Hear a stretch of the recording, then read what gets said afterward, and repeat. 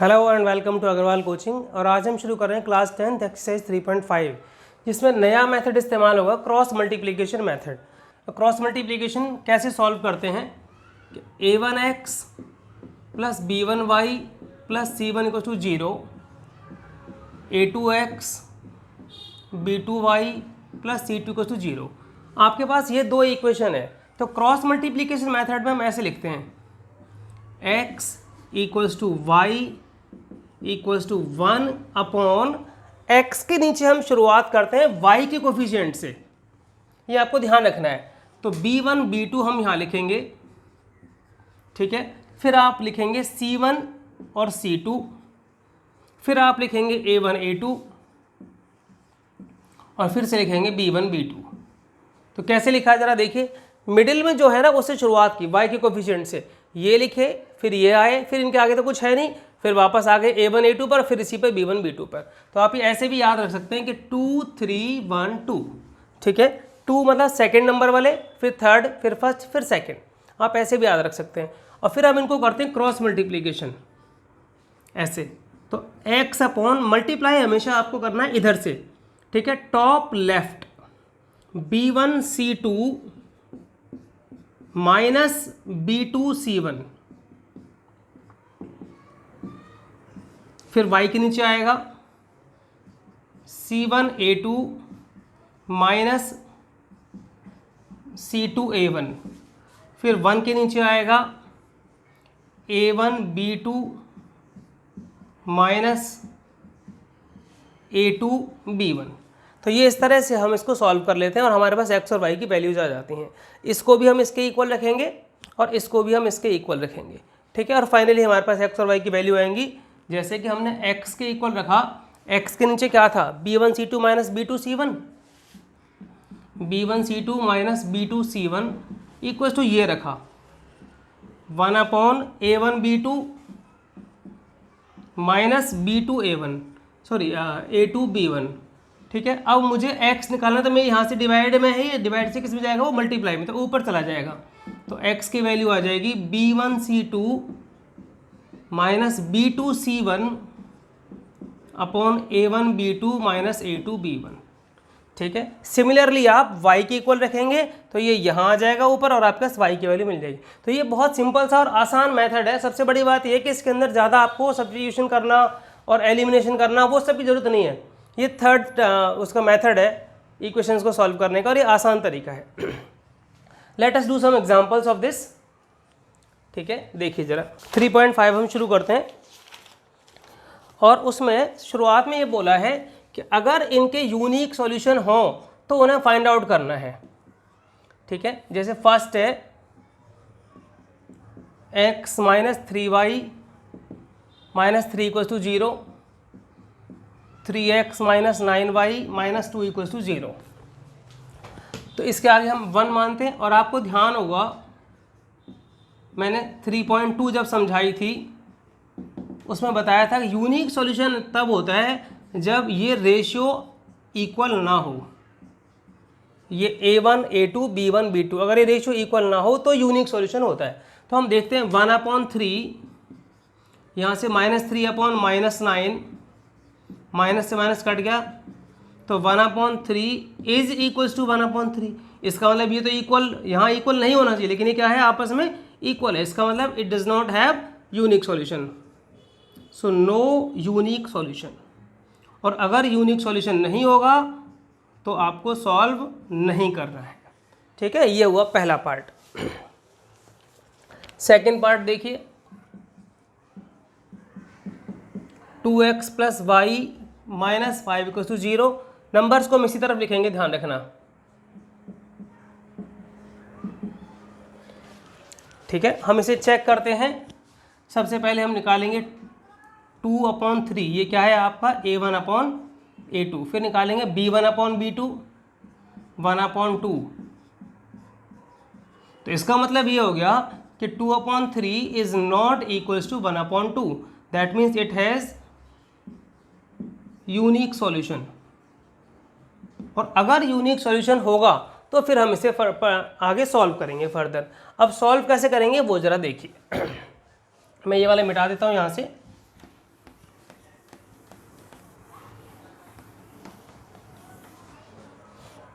मैंने अभी बताया था कि आपको ऐसे लिखना है, x equals to y equals to 1 cross multiplication method में, और x के नीचे आप y के कोफिशिएंट लिखते हैं, यानी कि ये वाले दोनों आएंगे 1 एंड 2, इनसे शुरुआत करते हैं, फिर उसके आगे वाले लिखेंगे -5 -8, फिर शुरुआत वाले लिखेंगे 2 3, और फिर जिनसे शुरुआत की थी 1 और 2। देखिए फिर से एक बार मिडिल टर्म से शुरुआत करते हैं, स्टार्ट करते हैं 1 2 -5 -8, फिर 2 3, फिर 1 2। ठीक है, अब आपको करना है क्रॉस मल्टीप्लीकेशन। 1 इंटू -8, -8 आएगा, बीच में माइनस लगाएंगे हमेशा, और 2 इंटू -5 -10 आएगा। फिर y के नीचे आएगा -5 इंटू 3 -15, फिर बीच में माइनस आएगा, -8 इंटू 2 -16, फिर 1 के नीचे आएगा 2 2 जा 4, बीच में माइनस, और ये 3 1 जा 3। तो अब क्या बचा, x के नीचे आया -8 + 10, माइनस माइनस ये प्लस हो गया, ये भी -15 + 16, और ये 4 - 3 बचा 1। तो फाइनली बचा x/2 y/1 इक्वल्स टू 1/1। और फिर मैंने आपको बताया था कि इसको इसके इक्वल करेंगे और इसको भी इसके इक्वल करेंगे। फाइनली हम यहाँ लिख रहा हूँ, मैं यहाँ लिखता हूँ x/2 इज इक्वल्स टू 1/1। ठीक है, पहले इसी को सॉल्व करते हैं, क्रॉस मल्टीप्लाई करेंगे तो x इंटू 1 और इक्वल्स टू 2 इंटू 1, तो ये हो गई आपकी x की वैल्यू। फिर ये वाला रखेंगे हम y/1 इक्वल्स टू 1/1, इनको क्रॉस मल्टीप्लाई किया और ये y इक्वल्स टू 1 है ना, इजी मेथड बहुत। तो ये हुआ आपका x equals to 2 and y equals to 1। इस तरीके से आप फर्स्ट के सारे पार्ट्स आप सॉल्व कर सकते हैं, और कुछ एक्स्ट्रा सम्स इसका ज़रूर सॉल्व करके रखें। पिछले वीडियो में मैंने कुछ सम्स आपको दिए थे, आप एक काम कर सकते हैं 3.4 के जो सम्स हैं, 3.4 के फर्स्ट के जो 4 पार्ट्स हैं उनको आप इस मेथड से सॉल्व कर लें, ताकि आपकी थोड़ी सी प्रैक्टिस हो जाए। ठीक है, मैं एक आध सम और कराता हूँ इसका।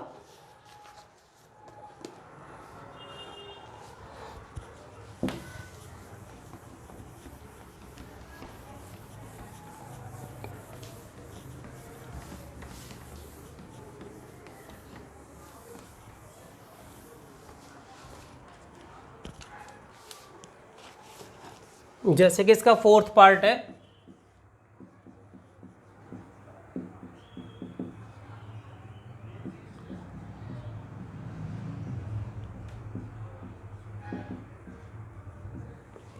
पहले तो आप चेक करेंगे यूनिक सॉल्यूशन है कि नहीं है। तो 1/3 ये वाला, और यहाँ से -3/-3 ये कट गया, तब भी 1/1 रह गया। तो 1/3 is not equals to 1/1, so it has a unique solution. ठीक है, अब तरीका क्या था, बाय क्रॉस मल्टीप्लिकेशन मेथड। पहले आपने x लिखना है, फिर y और फिर 1। x के नीचे किसके कोएफिशिएंट बताए थे मैंने आपको, बताओ अभी। मैंने बताए थे x के नीचे कोएफिशिएंट्स आएंगे y के, तो यानी ये दोनों आएंगे। ठीक है, -3 -3, फिर उसके आगे वाले -7 -15, फिर जिनसे शुरुआत 1 3 जो शुरू में है, और फिर जिनसे शुरुआत की थी -3 -3। अब आप क्रॉस मल्टीप्लाई कर लीजिए, -15 इंटू -3 45 हो गया, और -3 इंटू -7 21 हो गया। ठीक है, -7 इंटू 3 -21 हुआ, बीच में -15 इंटू 1 माइनस का 15 हुआ। फिर 1 के नीचे आएगा 1 इंटू -3 हुआ, फिर बीच में माइनस, और 3 इंटू -3 -9। ठीक है, यहाँ से टॉप लेफ्ट से शुरुआत करनी है। -3 इंटू -15 प्लस का 45 हो गया, -3 इंटू -7 प्लस का 21 हो गया। y के नीचे जब आएगा -7 टॉप लेफ्ट, ठीक है, -21, फिर इधर से माइनस का 15 हो गया, फिर ऐसे ही ये वाला। अब आप कैसे देखिए क्या बचा, 45 -21 24। ठीक है, ये हो जाएगा -21 + 15, तो बचेगा -6, और यहाँ हो जाएगा -3 + 9 तो बचेगा प्लस का 6। ठीक है, फिर दोनों को मैंने बोला था अलग अलग कर दो आप, ये इसके साथ और फिर ये भी इसके साथ। ठीक है, क्रॉस मल्टीप्लाई करेंगे 6x = 24, x इज 24/6। ठीक है, सिमिलरली इनको शुरुआत करेंगे 6y = -6 एंड y = -6/6 यानी कि -1। तो ये हुआ, इस तरह से सम सॉल्व, x और y की डायरेक्टली वैल्यू निकल गई। ठीक है, you can do these sums. अब मैं करता हूँ सम number 2।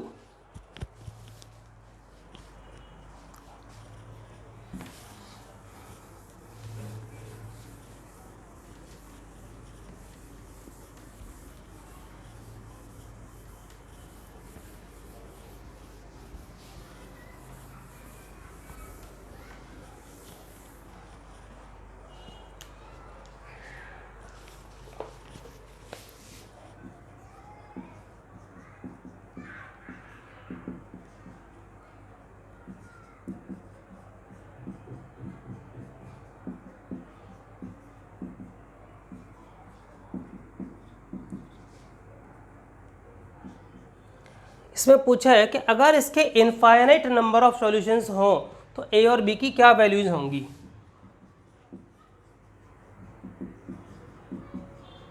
Infinite number of solutions,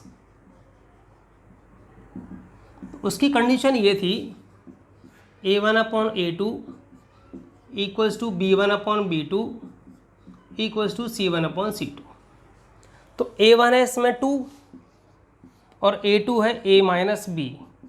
x के जो कोफिशिएंट्स होंगे वो a1 a2, y के जो कोफिशिएंट्स होंगे वो b1 b2, 3/a + b, और ये जो बाकी बचे हुए होंगे कांस्टेंट टर्म्स वो c1 c2। अब ये तो इक्वल कर दिए मैंने, अब मुझे यहाँ से a और b की वैल्यू निकालनी है। तो मैं क्या करूँगा, इनको क्रॉस मल्टीप्लाई करके दो इक्वेशंस बनाऊँगा। तो मैंने पहले यहाँ मल्टीप्लाई किया 3a - 3b, इधर से 2a + 2b। ठीक है, इनको यहाँ ले आएंगे सबको,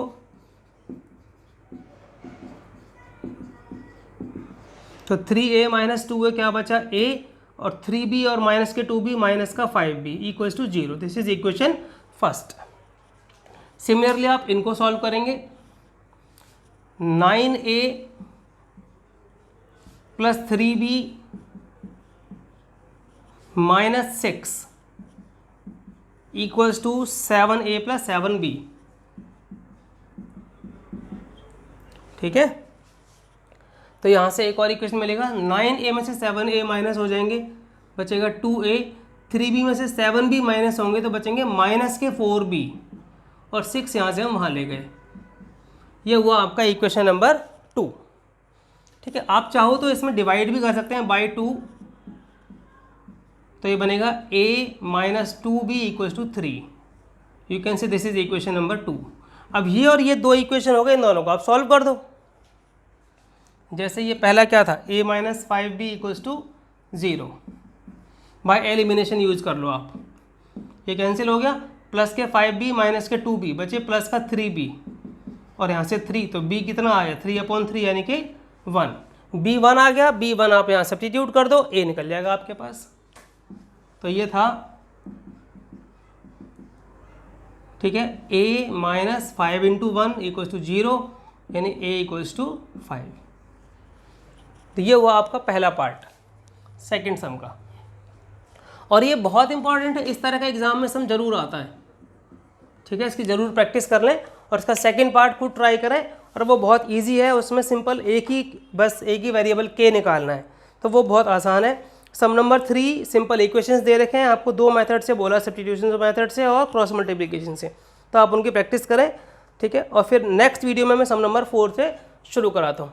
thank you for watching this video and please subscribe the channel. Thank you.